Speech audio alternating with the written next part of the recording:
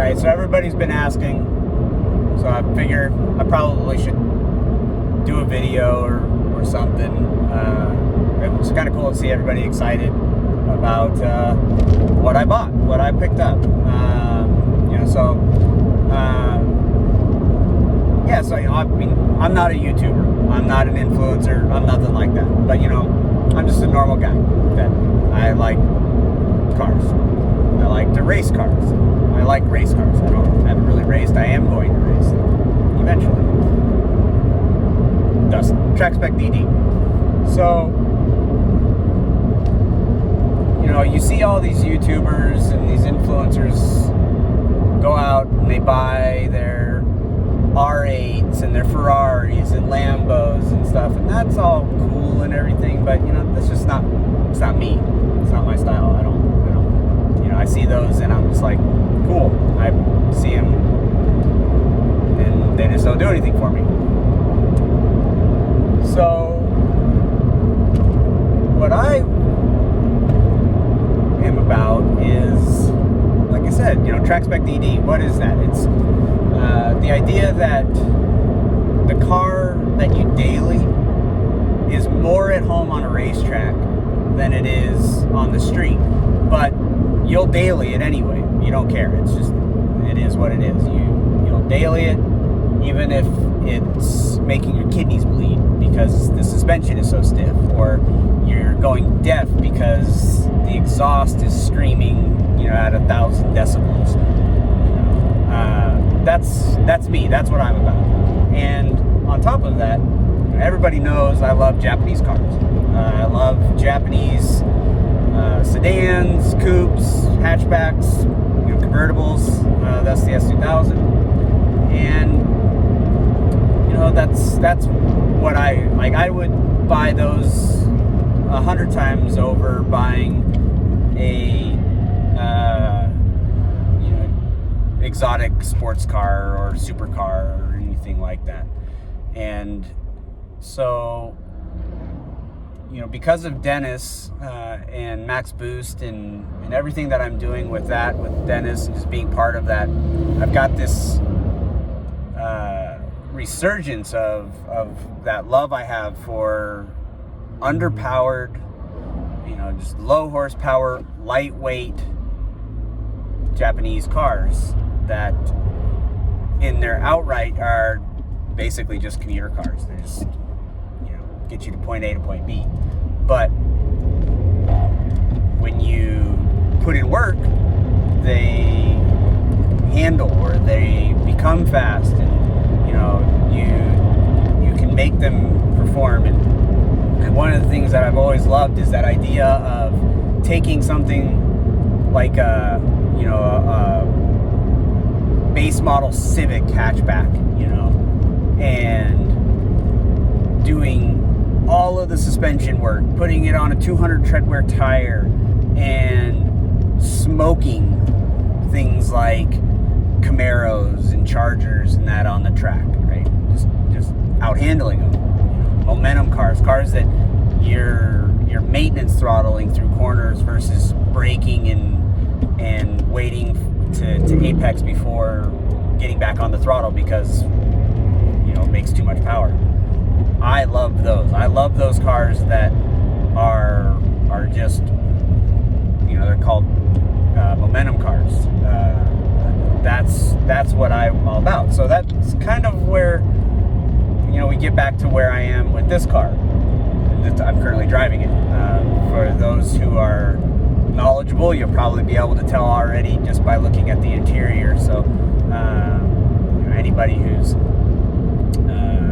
smart enough or in tune with Hondas enough, this won't be hard. It also won't be hard for people who know me very well, because I've been hinting at it for a while now, and I've talked about it for a while. But one of the cars that I miss the most is a car that I consider really the first car I did right. When I first got into doing the import scene and modifying cars and stuff, my very first car was a 1997 Mitsubishi Mirage LS Coupe. And, I was 16 years old, and I didn't know what the hell I was doing. But I still loved it. And I did everything that a 16-year-old kid would do, which is, 90% of it was wrong or tacky. I mean, everybody knows my red Mirage was the Ronald McDonald car because it was bright Palmer red, but yet I had a Krylon yellow windshield wiper and grille. So, I mean, I may as well have been getting royalties from McDonald's for giving them business, because it was literally the Ronald McDonald car. But, so then after that, I got my Miata, and I absolutely loved that car, but I didn't do anything with it. That car, it was so fun to drive stock that I didn't really do anything to it. I bought it, and it already had a Racing Beat exhaust. It already had, the factory NK 16-inch wheels, and I didn't really do anything with it. So the car I got after that, though, was my 2007 Honda Fit Sport 5-speed, and that car I absolutely loved. Like I said, it was the first car I ever did right, in my opinion. I got so many compliments on it. I made it handle really well, and I didn't do a lot. One of the things with Honda Fits is there's not a huge aftermarket for them, but done right, they can handle decently well. And one of the things that the folks who I used to hang out with back in Spokane, we always remember is we used to go out in Toge, and I used to go out and run with guys that had swapped Integras and Civics and you name it, EP3 hatches and anything like that, right? And on the Toge, because of how my Fit was set up, the only person that would routinely be faster than me was really the guy who kind of got me into Toge in the first place, and that was my buddy Rob, and he had a similarly modified, at least in style and in principle, EP3 hatch. And everybody else, we were faster than him. I would always be behind Rob, and everybody else would be long behind us. And I attribute it to the car's handling capabilities with the modifications. And like I said, it wasn't much. Springs, sway bars, tie braces, and 200 tread wear tires. And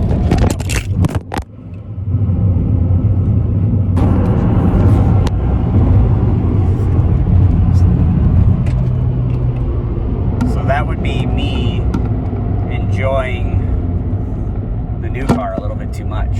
I don't know if I'm going to keep that in there or not. But, so back to what I was saying, with 200 tread wear tires, the car, it handled really well with those modifications. And, I did a couple of little things for power, but, one thing these cars do is they don't make a lot of power. You have to swap them, or you have to go positive pressure to get any kind of power out. So, stock, I dynoed it at 96 horsepower and 87 torque. And after putting on an intake manifold, a race header, with a cat delete, and a axle back, the car, it made 106 horsepower, and I believe 92 torque. So, it doesn't make a lot at all. But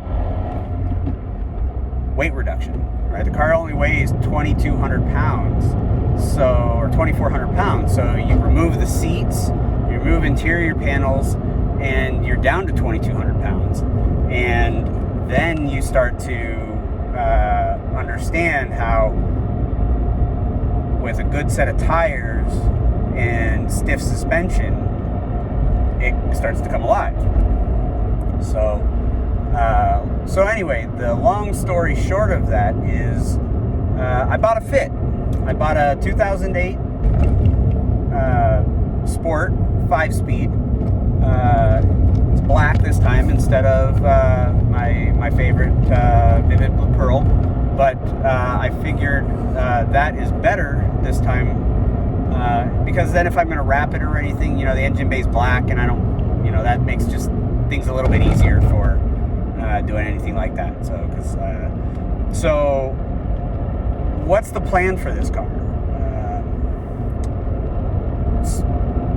It's a great question. We obviously know, I can't keep anything stock, and it obviously won't be stock because just the conversation that I'm having right now. So what is the plan? The plan is to start with the base of what was the B-spec regulations for SCCA. Basically, it's a matter of you're taking a showroom stock car, stripping it down, and putting a full roll cage in it, and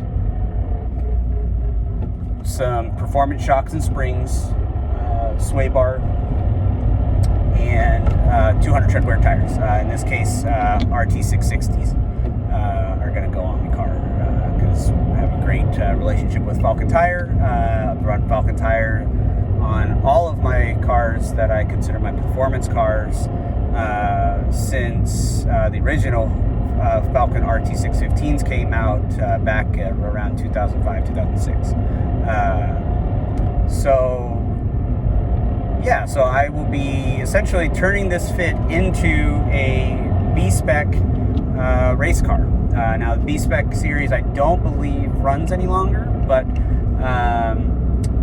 Grid Life does have a class called Sunday Cup, and the B-spec cars can run in Sunday Cup. They have to have some ballast weight added because they are a little underweight. The idea behind the Grid Life Sunday Cup is to take stock cars like this and run them with very, very little modification, very little budget and cost to be able to run.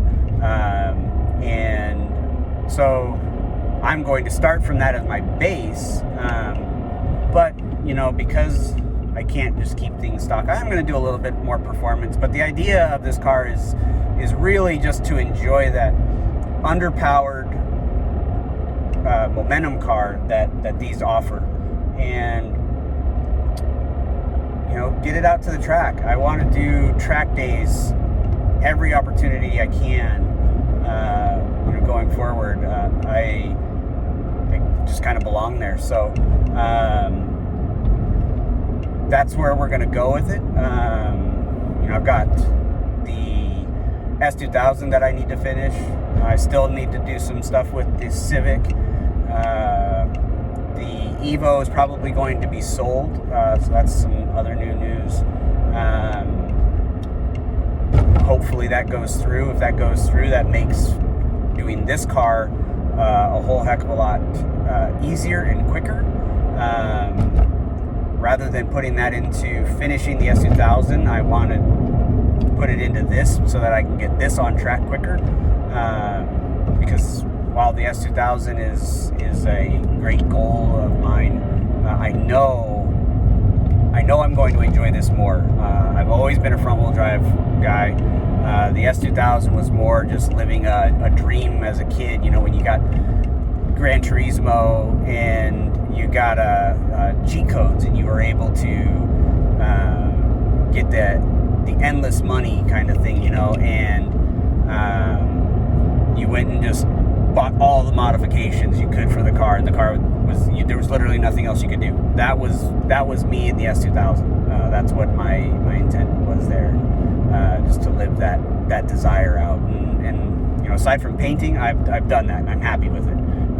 Next would be to get it on the track and see how it drives, and then start tweaking it to perform better on the track. But But this car is a car I want to just, when there's a track day, just get in it and go, and just get it on track and just enjoy it. So hopefully the Evo sells quickly, opens up a spot in my garage, because I know everybody's asking where the hell am I going to put this thing, because I do live in an apartment, and that's just a testament to how dumb I am. I have four cars right now in Seattle, and I live in an apartment, so it's not really the best situation for having 4 cars, but I make it work. So if I can get rid of the Evo, it just makes my life a little bit easier with that, and we can more safely store it, and just all that kind of stuff that just makes life a little bit easier. But yeah, so sorry for the sun and everything. I'm just getting back close to home, but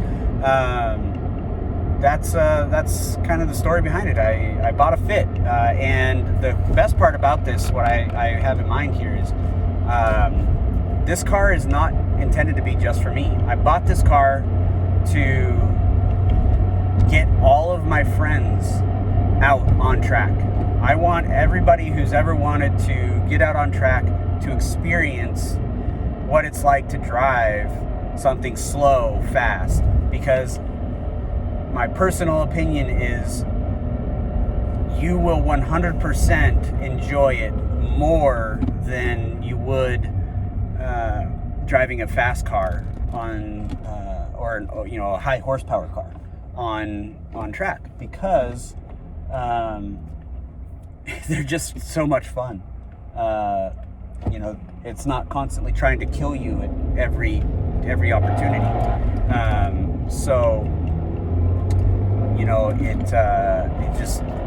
They're just a lot of fun. It's just simple as that. But yeah, so I want to get everybody out on track. I want everybody to smile as much as I do when I drive this thing, and make more people crazy for these little front-wheel drive, underpowered Japanese cars the way that I am. So I know it's kind of long, but and it took me a little while to get there, but the car does need some work. So I don't know if you can tell, but it sounds like a toddler's ratchet toy when it drives.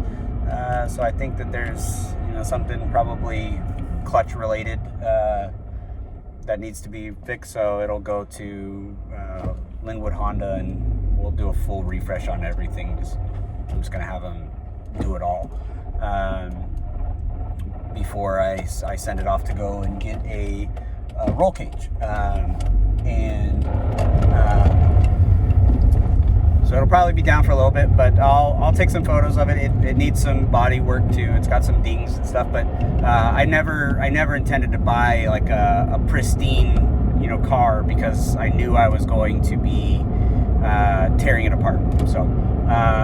So pictures and stuff will probably be a little bit later, but I'll snap something quick here just to put up with it. And I'm excited. I hope everybody else is excited to see where I go with it. One of the coolest things, actually, I almost forgot to mention, was when I joined the Fit Facebook groups and stuff, and introduced myself, right? Because when I had my Fit, Facebook wasn't, really big. I had my Fit when Facebook was really first becoming a thing back in 2008.